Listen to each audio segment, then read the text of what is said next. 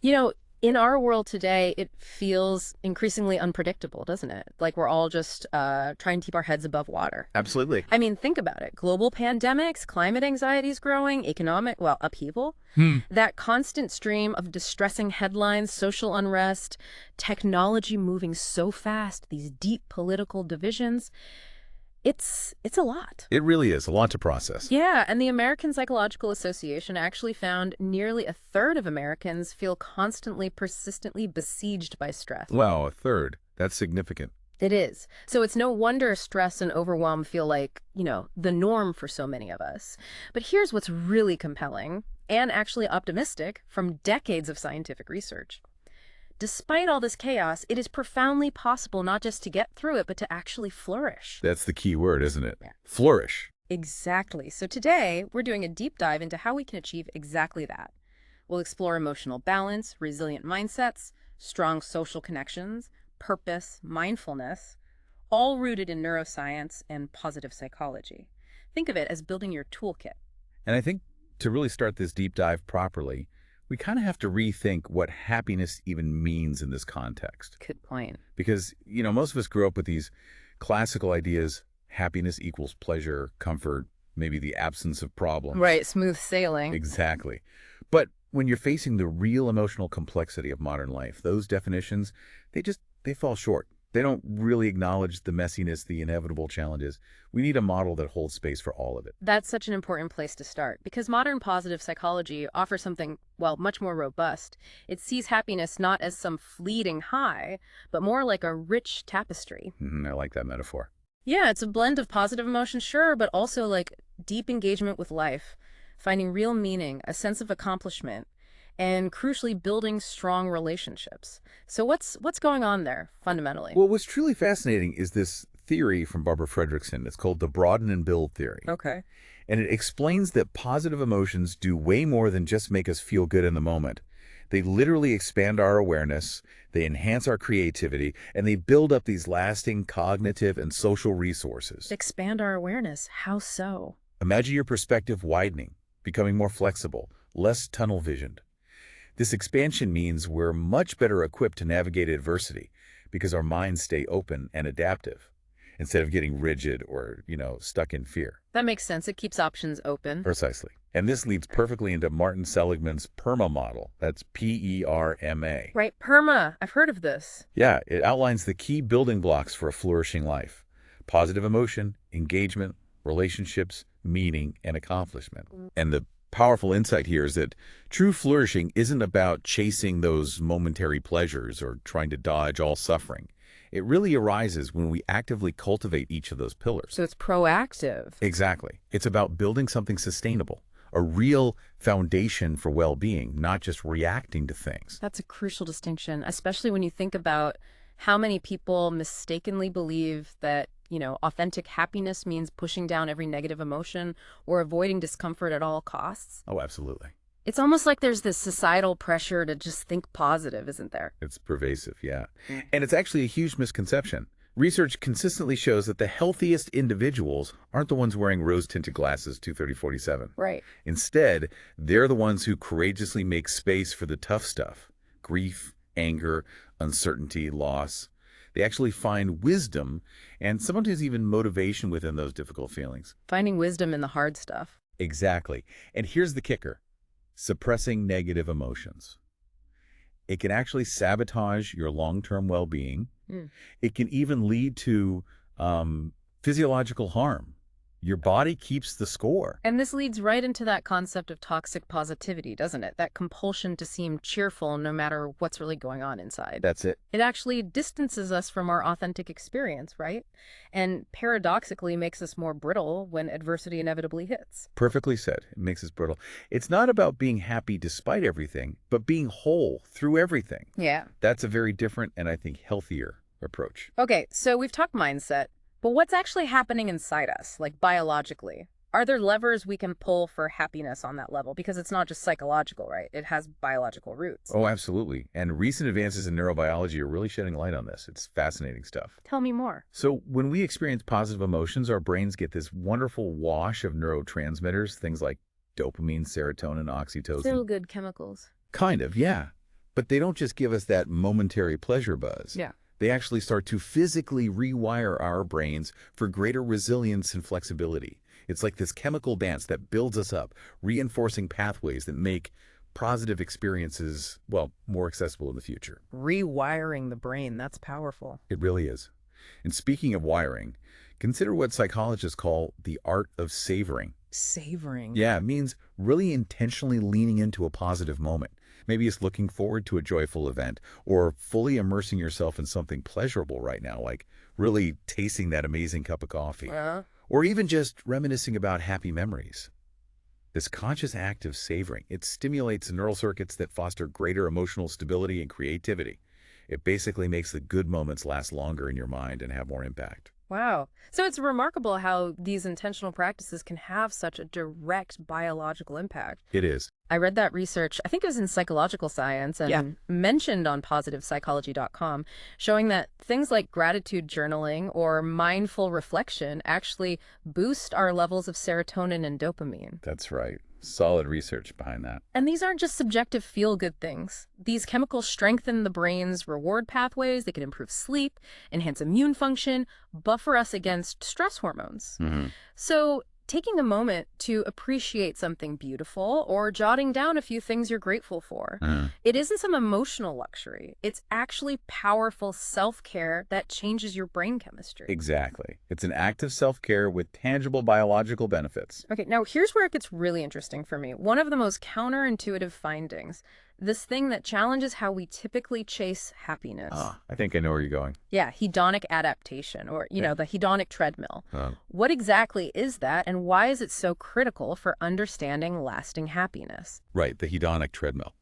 It's a great question, and it's something, honestly, we've probably all experienced without knowing the name. Like what?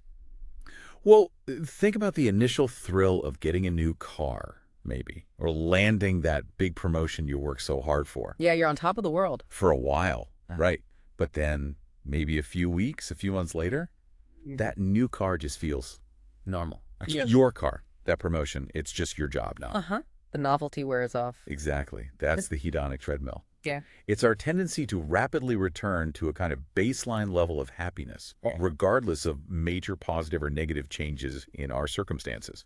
Studies show even lottery winners or people who've had serious accidents over time tend to settle back into their sort of habitual mood patterns. Wow. So good or bad, we tend to drift back to our set point. Largely, yes. And the profound implication of this is that lasting happiness is far less dependent on external events or achievements than we usually think. It's much more a product of our cultivated habits, our mindsets, and crucially, the quality of our relationships. The thrill of a new gadget fades fast, right? But the joy from a deep conversation or contributing to something meaningful that often sticks around. So it's more about the internal landscape and connections. Precisely. And this is why these resource-based strategies are so vital. Things like learning to savor, consciously deepening our social ties, establishing regular gratitude practices.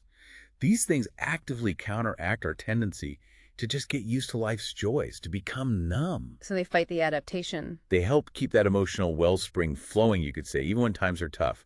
They effectively help us slow down or maybe even step off that treadmill sometimes. Okay, so when we are faced with adversity, with constant change, which feels like our reality now, these mental strategies become absolutely critical for keeping our emotional balance. Paramount, yeah. So what are some of these practical strategies we can actually use? Well, you've probably heard the term lemonading used casually. Making lemonade out of lemons, yeah. Yeah, exactly. At its core, that's about reframing obstacles, seeing them not just as roadblocks, but as opportunities for growth, for learning something new. This approach, and there's research supporting it, highlights how creative thinking and even humor become vital tools for resilience. So instead of just seeing the problem, you start looking for the hidden lesson or the unexpected pivot. If a project at work gets completely derailed, instead of just getting frustrated, can you approach it with curiosity like, okay, what can I learn here? How can we tackle this differently, creatively? that shifts the energy completely. It really does. And it's not just about these big perspective shifts, right? You mentioned daily practices. Absolutely. Concrete.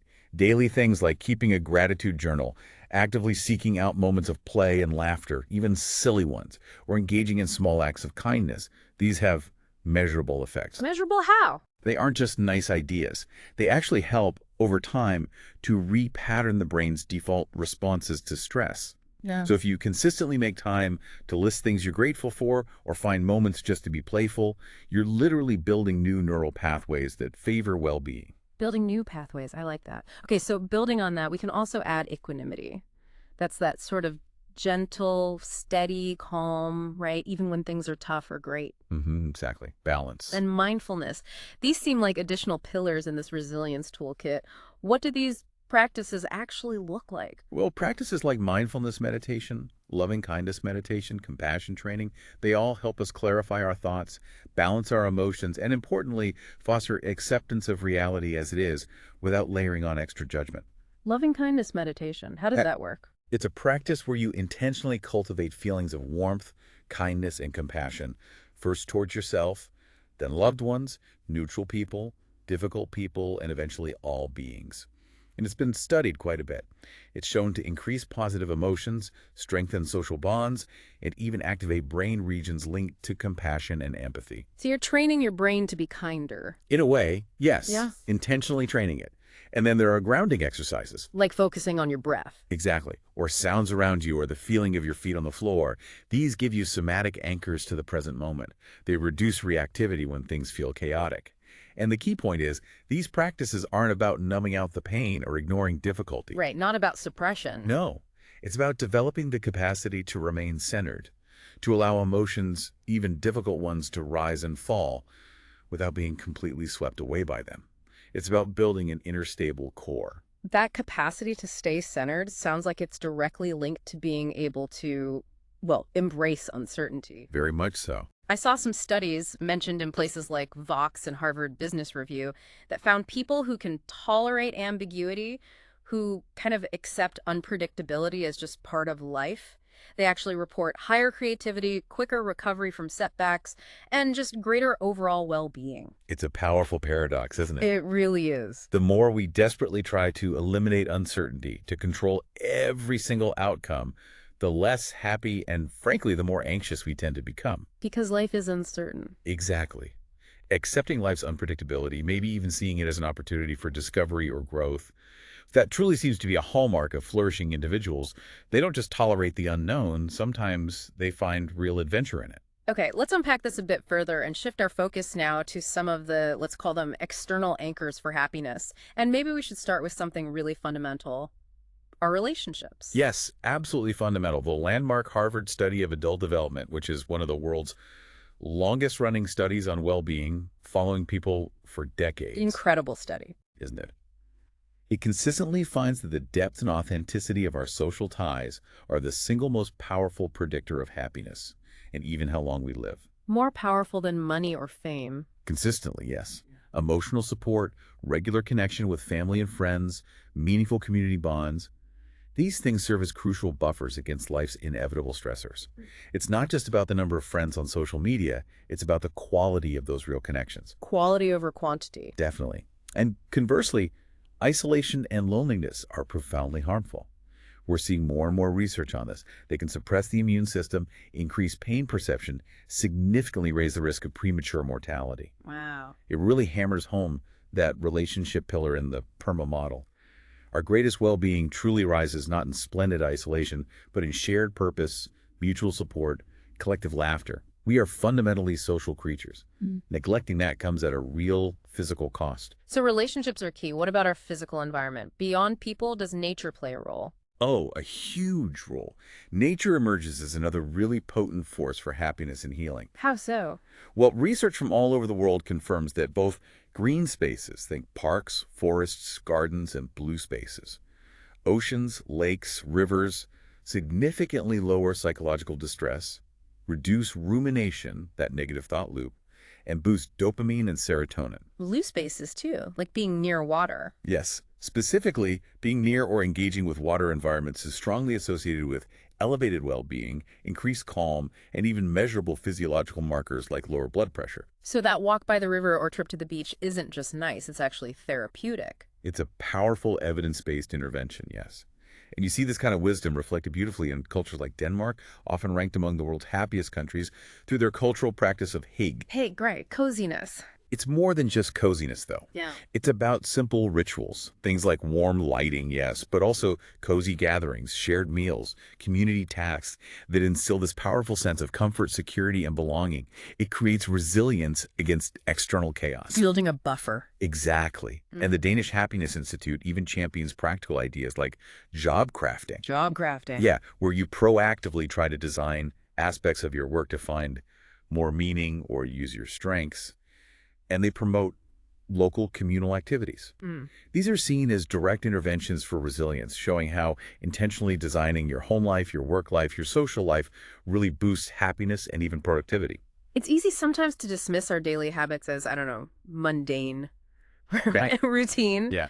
But listening to this, it sounds like they exert a really powerful cumulative effect on happiness. They absolutely do. It's the small things done consistently. There were some fascinating machine learning studies, I think from the University of British Columbia, that analyzed what people actually report on their best days. Okay, what did they find? The results might surprise people who think happiness is just about kicking back and relaxing all the time. The happiest days reported were actually full of diverse, active engagement. Active, like busy. Like, think maybe 6 hours spent connecting with family, 2 with friends, 2 doing some form of exercise, but with only limited time spent passively watching TV or browsing online.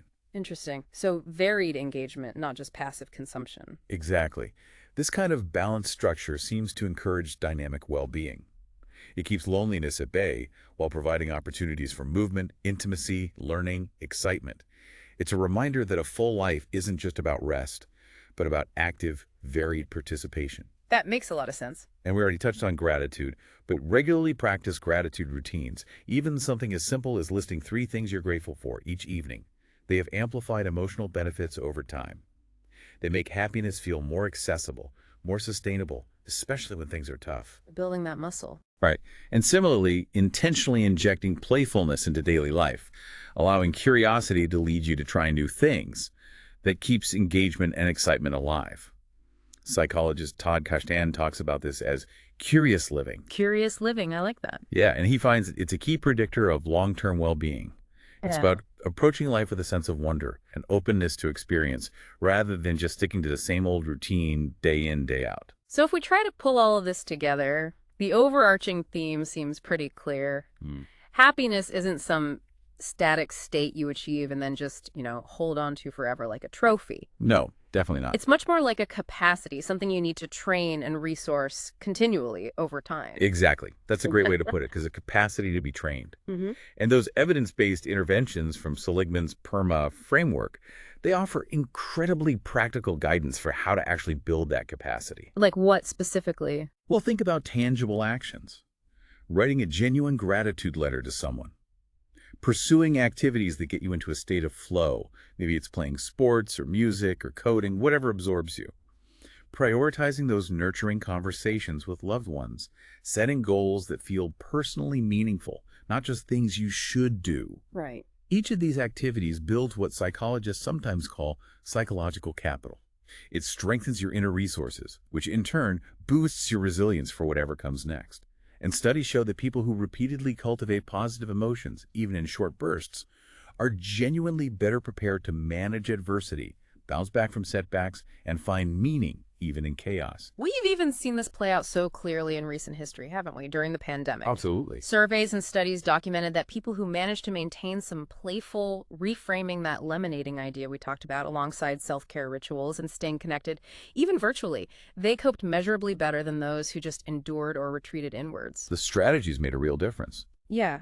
And you read about things like blue space retreats, getting attention for their lasting rejuvenation effects, or that happiness bubble concept, the idea of intentionally crafting your personal environment through your choices about mindset, habits, social interactions, even when the outside world feels totally uncontrollable. It's about agency, actively building your inner and immediate world, not just being passively tossed around by external events. So putting all this research into action, it sounds like building a dynamic, flexible toolkit for yourself. That's the perfect metaphor. Wow.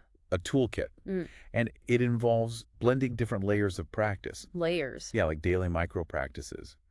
Maybe that gratitude journaling, taking moments to savor something good, finding reasons to laugh, small playful acts. Okay, the daily stuff. Then you have weekly routines, Mm-hmm. maybe dedicated time spent in nature, intentionally exploring interests playfully, doing goal-oriented activities with other people perhaps. Got it. Weekly structure. And then maybe periodic rituals.